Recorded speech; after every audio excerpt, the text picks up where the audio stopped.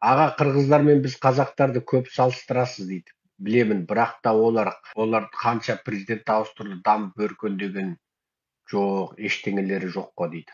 Қырғыздар кем дегенде демократияның не екенін білді.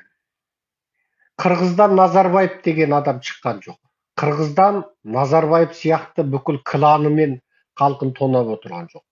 Қырғыз неғып өркендемей қалды? Жерінде байлық жоқ. Оларда біз сияқты мұнай жоқ. Оларда біз сияқты газ жоқ. Оларда біз сияқты 1 граммы пәленбай 100 мың доллар болатын уран жоқ. Оларда біз сияқты жерасты байлығы жоқ. Оларда алтын мен күміс, мыс қана бар. Сол алтын мен мыспенен бүкіл бюджетін, әскерін, халқын бағып отыр.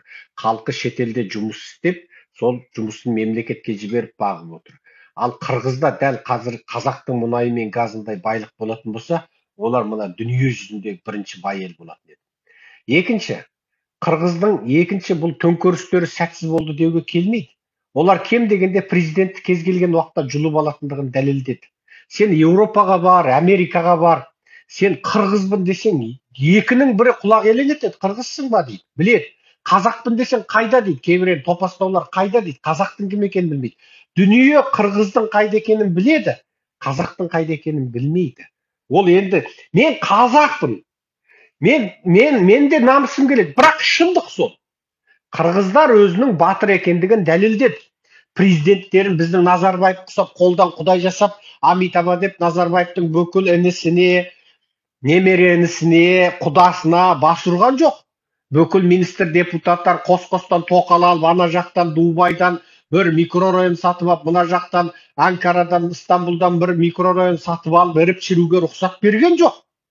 Сол бір 50 мың, 100 мың доллар жей бергенде бас салып жұлып алады.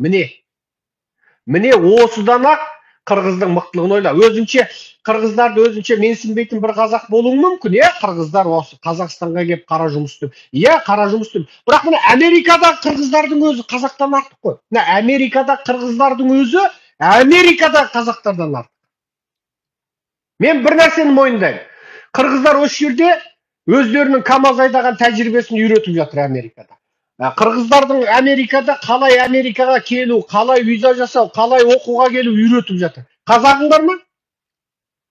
Қырғыздар деген осы жаққа келіп алғаннан ана жақтағы 60 апа 70-60-десін шақырып жатыр. Қазақ келді ма?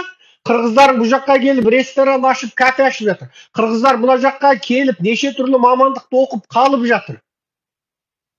Өздері біреу